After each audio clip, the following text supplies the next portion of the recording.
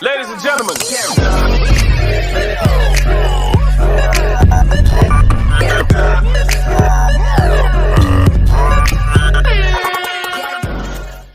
Hello さん、What are you doing? Ami. I am taking the online classes. The YouTube channel. Men's Academic Zone. If you are interested in this then, so students, let's start learning with me. अस्सलामुअलैकुम, welcome to the Memons academic zone. आज हम biology के बारे में पढ़ेंगे, यानी कि biology का इंट्रोडक्शन और उसकी मेन ब्रांचेस और उसकी अदर ब्रांचेस। ठीक है, तो स्टार्ट करते हैं। पहला क्वेश्चन हमारे दिमाग में जो आता है वो होता है व्हाट इज़ बायोलॉजी। बायोलॉजी क्या है? तो बेसिकली बायोलॉजी दो ग्रीक वर्ड से लिया गया है, एक है बायो और दूसरा है लोगोस। बायो की मीनिंग है लाइफ और लोगोस की स्टडी ऑफ। तो बायोलॉजी का जो फुल वर्ड है उसकी फुल वर्ड की मीनिंग क्या होगी? स्टडी ऑफ लाइफ, यानी कि बायोलॉजी में हम लाइफ के बारे में स्टडी करते हैं। और आ जाते हैं मेन ब्रांचेस की तरफ। तो there are two main branches of biology, यानी कि बायोलॉजी की दो अहम शाखें हैं, ज़ूलॉजी, बॉटनी। ज़ूलॉजी यानी कि जो जू है वो लातीनी यानी कि लैटिन लैंग्वेज से लिया गया है और इसकी माना है एनिमल्स। और बॉटन यानी कि वो भी लातीनी ज़बान से लिया गया है, उसकी मीनिंग है प्लांट्स। तो ज़ूलॉजी की फुल वर्ड की मीनिंग होगी स्टडी ऑफ एनिमल्स और बॉटनी की फुल स्टडी जो होती है, फुल जो मीनिंग है वो हो स्टडी ऑफ प्लांट्स होती है। ज़ूलॉजी में हम प्लांट्स के बारे में, ज़ूलॉजी में हम एनिमल्स के बारे में स्टडी करते हैं और बॉटनी में प्लांट्स के बारे में स्टडी करते हैं। ठीक है, तो दूसरा क्वेश्चन है name some branches of biology. Biology के दूसरे जो नेम्स हैं यानी कि कुछ ब्रांचेस बताइए बायोलॉजी की। तो पहली है मॉर्फी फ्रॉम मॉर्फोलॉजी। ठीक है, मॉर्फोलॉजी में हम स्टडी करते हैं study of external structure characteristics, यानी कि जो इंसान की ज़ाहिरी है, जो ज़ाहिरी शख्सियत है उसके बारे में हम स्टडी करते हैं कि ये कैसे चल रहा है और कैसे ये बात कर रहा है। और अगर हमें बुखार हो जाता है तो हम अपनी स्किन को टच करके देखते हैं तो कितना टेम्परेचर है। ठीक है, और थर्मामीटर के ज़रिए हम देखते हैं कि हमारा जो टेम्परेचर है बुखार का वो कितना है। तो वो हम मॉर्फोलॉजी में स्टडी करते हैं। एनाटॉमी यानी कि इसमें हम इंटरनल स्ट्रक्चर के बारे में पढ़ते हैं, किसके इंटरनल स्ट्रक्चर, ऑर्गेनिज्म। ठीक है, तो इसमें मैं आपको एग्जांपल दे देती हूँ। मिसाल के तौर पर किसी का ऑपरेशन हो रहा है, ठीक है, किसी का हार्ट जो है वो उसके वॉल जो है वो बंद हो गए हैं और उस हार्ट को निकाल कर दूसरे जो इंसान है उसका हार्ट निकाल कर उस इंसान यानी कि उस पेशेंट में लगा लेना। ठीक है, ये जो एक्सचेंज हार्ट का हो रहा है वो हम एनाटॉमी में करते हैं, यानी कि इंसान के उज़वे को काट कर दूसरा उज़वा उस पर लगाना। यानी कि मिसाल के तौर पर घुटना हमारा, अल्लाह ना करे, घुटना जो है वो टूट जाता है। ठीक है, तो तो जो डॉक्टर्स होते हैं वो क्या करते हैं कि जो प्लास्टिक के जो घुटने होते हैं ना वो लगा लेते हैं। तो ये एनाटॉमी में हम पढ़ते हैं, यानी कि सर्जरी के बारे में हम एनाटॉमी पे पढ़ते हैं, यही समझ लें। हिस्टोलॉजी यानी कि इसमें हम पढ़ते हैं study of tissues of plants and animals under a microscope, यानी कि हम हिस्टोलॉजी में हम टिश्यूज़ के बारे में पढ़ते हैं ताकि जो ऑर्गेनिज्म है उसके अंदर जो टिश्यूज़ हैं वो किस तरीके से काम कर रहे हैं और उनकी क्या अरेंजमेंट है, यानी कि वो किस शेप में हैं। और जो प्लांट्स जो है उनके अंदर सिर्फ और सिर्फ हम टिश्यूज़ हैं वो उनके बारे में स्टडी करते हैं, यानी कि प्लांट्स के टिश्यूज़ कैसे होते हैं और इंसान के टिश्यूज़ कैसे होते हैं वो हम हिस्टोलॉजी में पढ़ते हैं।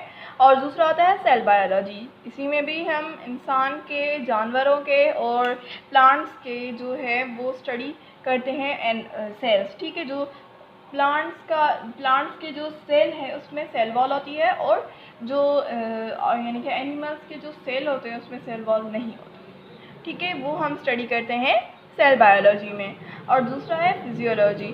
फिजिक्स नेचर, यानी कि इंसान की हम ऑर्गेनिज्म की हम नेचर देखते हैं कि वो कैसे चलता है, यानी कि वो कौन कौन सी चीज़ें हैं। मिसाल के तौर पर जो लॉयन है, उसके सामने हम अगर ग्रीनरी यानी कि मिसाल के तौर पर घास रख दें, नहीं खाएगा, क्योंकि उसकी नेचर है, यानी कि उसका जो उसकी जो फितरत है वो खाना, वो घास नहीं खाएगा। अगर उसके सामने हम ताज़ा गोश्त रख लें तो वो आराम से खा लेगा। और जो हम इंसान यानी इंसान है, अगर हम हमारे सामने जो रॉ मीट है वो हमारे सामने आ जाए तो हम नहीं खाएंगे, ज़ाहिर बात है उसको पका कर ही खाएंगे, ऐसे तो नहीं खाएंगे। तो फिजियोलॉजी में हम इसके बारे में स्टडी करते हैं कि कौन कौन से जो ऑर्गेनिज्म हैं वो क्या क्या खाते हैं, यानी कि उनकी क्या फितरत है। ठीक है, तो दूसरे बारे में हम करते हैं जी इकोलॉजी, यानी कि environmental biology, the study of relationship of living organisms with each other and with their non-living environment, also called environmental biology। इसमें हम environment यानी कि एक organism का दूसरे organism से क्या रिश्ता है वो पढ़ते हैं जी। मिसाल के तौर पर इन्वायरमेंट में यानी कि जो लिविंग ऑर्गेनिजम्स हैं उनका नॉन लिविंग ऑर्गेनिज्म से क्या रिश्ता है, और जो नॉन लिविंग ऑर्गेनिजम्स हैं वो उनका लिविंग ऑर्गेनिज्म से क्या रिश्ता है। तो इकोलॉजी में हम वो पढ़ते हैं। ठीक है, मिसाल के तौर पर ये जो पेन है इसके साथ मेरा क्या रिश्ता है, क्योंकि ये तो नॉन लिविंग थिंग है और मैं तो लिविंग ऑर्गेनिज्म हूँ। मेरा इसके साथ ये रिश्ता है कि मैं इसके ज़रिए इसके ज़रिए मैं कॉपी पर लिख लेती हूँ। ठीक है, तो ये हम पढ़ते हैं इकोलॉजी में। एम्ब्रियोलॉजी, ठीक है, embryo, the study of development changes after zygote formation up to an organism is formed, also called developmental biology. यानी कि एम्ब्रियोलॉजी में हम पढ़ते हैं कि जो इंसान है उसका जो पहला सेल जो बनता है, ठीक है, जो मेल और फीमेल है वो आपस में मिलकर ज़ाइगोट बनाते हैं। ठीक है, जो ज़ाइगोट है वो उस से लेकर जो ऑर्गेनिज्म तक जो मरहलात होते हैं, यानी कि मिसाल के तौर जो ज़ाइगोट है उसके बाद कोई और चीज़ बनती है, उसके बाद कोई और फिर ऑर्गेनिज्म बनता है। ठीक है, तो ये जो मरहलात हैं उसके बीच में उसमें तो वो कैसे होते हैं वो हम एम्ब्रियोलॉजी में पढ़ते हैं। दूसरा आता है taxonomy, grouping names laws related to naming, study of related to description, identification, classification and scientific naming of living organism according to their similarity and dissimilarity। तो टैक्सोनॉमी में हम पढ़ते हैं कि जो नेमिंग यानी कि साइंटिफिक नेमिंग दे देते हैं। ठीक है, यानी कि साइंटिफिक जो लैंग्वेज है वो उसमें सीख लेते हैं। ठीक है, तो मिसाल के तौर पर अगर पोटैटो जो है उसकी हम तो ऐसे पोटैटो कहते हैं। ठीक है, दुनिया में बहुत सारी लैंग्वेजेस बोली जाती हैं। ठीक है, तो हर कोई इंसान वो लैंग्वेज नहीं समझ सकता। किसी को उर्दू आती होगी, किसी को फ्रेंच आती होगी, किसी को इंग्लिश आती होगी, किसी को सिंधी आती होगी। तो इतनी सारी लैंग्वेजेस हैं, कैसे जो है वो इंसान समझ सकता है। मैक्सिमम इंसान 5 या 6 समझ सकता है लैंग्वेजेस। ठीक है, तो साइंसदानों ने क्या किया कि जो है वो लैंग्वेज बना दी। ठीक है, तो उस लैंग्वेज में जो इंसान को दूसरा यानी कि अगर हम साइंटिफिक लैंग्वेज में पोटैटो को क्या करते हैं, अगर हम गूगल पर सर्च कर लें तो उसका जो नाम आएगा वो बिल्कुल सारी लैंग्वेज से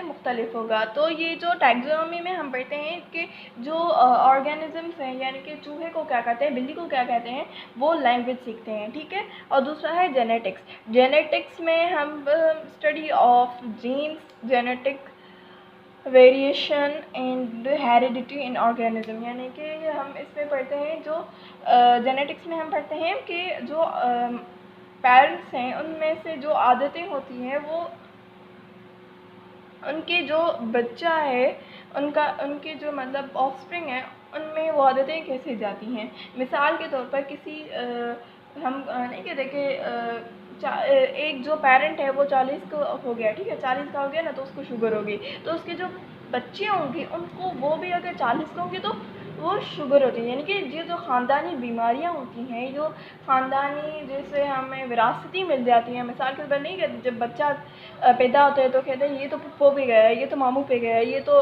बिल्कुल अपनी अम्मी पे गया है, ये तो अपने अब्बू पे गया है। तो ऐसे जो विरासती हमारे पास आदतें और जो शक्लें मिलती हैं वो हम जेनेटिक्स में पढ़ते हैं कि वो कैसे मिलती हैं, ठीक है। दूसरा आता है पैलेंटोलॉजी। तो पैलेंटोलॉजी में हम फॉसिल्स के बारे में पढ़ते हैं, ठीक है। फॉसिल्स क्या है? फॉसिल्स वो चीज़ें हैं जो मतलब एंशिएंट यानी कि बहुत कदीम जो जानवर या फिर एनिमल्स या प्लांट्स जो हैं वो जो मर कर मिट्टी में दफन हो गए थे, तो उसके जो हैं फॉसिल्स यानी कि उसकी हड्डियाँ जो मिली हैं उसे हम फॉसिल्स कहते हैं, ठीक है। तो हम उसके बारे में पढ़ते हैं पैलेंटोलॉजी में। जो पैलेंटोलॉजी है वो 2 किस्मों में डिवाइड हुई है, ठीक है। और दूसरा एक है पैलेंबॉटनी और दूसरा है पैलेंजोलॉजी। स्टडी ऑफ पैलेंजोलॉजी में हम एनिमल्स के जो फॉसिल्स है उसके बारे में स्टडी करते हैं, और जो पैलेंबॉटनी है वो हम स्टडी ऑफ प्लांट्स फॉसिल यानी कि प्लांट्स के जो फॉसिल्स हैं उसके बारे में स्टडी करते हैं। तो दूसरा आता है biochemistry, study of chemical aspects of living organism. तो बायोकेमिस्ट्री में हम पढ़ते हैं कि जो हमारे अंदर जो केमिकल रिएक्शन हो रहे हैं, जो हमारे स्टमक के अंदर कौन कौन से केमिकल्स हैं, कौन कौन सी जो केमिकल्स या फिर कंपाउंड्स हैं जो आपस में रिएक्ट कर रहे हैं वो हम स्टडी करते हैं। क्योंकि हमारे जो ऑर्गेनिज्म हैं जिनके हम जो हैं हमारे स्टमक के अंदर, हमारे जिस्म के अंदर ऐसे बहुत ज़्यादा जो केमिकल्स हैं जो आपस में रिएक्ट कर रहे होते हैं, ठीक है। तो वो हम बायोकेमिस्ट्री में पढ़ते हैं। और आता है दूसरा माइक्रोबायोलॉजी। अब माइक्रोबायोलॉजी को तो बिल्कुल स्मॉल ही यानी कि माइक्रोस्कोप के ज़रिए हम जो छोटे छोटे ऑर्गेनिज्म हैं उसके बारे में हम पढ़ते हैं, ठीक है। वायरस हो गया, बैक्टीरिया हो गया, और भी बहुत सारे लिविंग ऑर्गेनिजम्स हैं जो हमें जो नेकेड आई से नहीं दिखते, हम उसे नेकेड आई से नहीं देख सकते, ठीक है। तो आता है biotechnology, study of process involving living organisms being used to make useful chemicals and the products air to perform an industrial trade. तो इसमें हम जो बायोटेक्नोलॉजी है उसमें हम कहते हैं कि जो इंसान है, ठीक है, इंसान के लिए कौन कौन सी चीज़ें जो है वो बनाई गई हैं, तो उसके बारे में हम स्टडी करते हैं, ठीक है। मिसाल के तौर पर योगर्ट हो गया। पहले क्या होता था कि जो खीर होते थे, यानी कि हिंदी में उसको खीर कहते हैं और हम मिल्क कहते हैं, दूध जो होता है वो ऐसे ही रख के ख़राब हो जाता था। तो वो उससे बचने का जो तरीका था, उन्होंने क्या किया कि जो मिल्क है उसने उन्होंने योगर्ट बना दिया, ठीक है। जो और हम नहीं होते कि हमारे जो दादा दादी वगैरह होते हैं उन बेचारों के दांत नहीं होते, ठीक है। जो बुज़ुर्ग लोग होते हैं उनके बेचारों के दांत नहीं होते, तो वो जो वीट है वो उसको कैसे खा सकते हैं, क्योंकि उनके तो दांत होते नहीं हैं, कमज़ोर हो जाते हैं, ठीक है। तो लोगों ने क्या किया कि जो ब्रेड नहीं होती वो उन लोगों के लिए बना दी, क्योंकि मिसाल के तौर पर हम सालन के साथ ब्रेड जो है वो हम सालन के साथ आराम से खा सकते हैं, और 2 सेकंड्स के अंदर वो हम हज़म भी हो जाती है। तो ये बायोटेक्नोलॉजी की ही बदौलत हमें हासिल हुई है। आज हमने पढ़ा बायोलॉजी और उसकी मेन ब्रांचेस और ब्रांचेस ऑफ बायोलॉजी।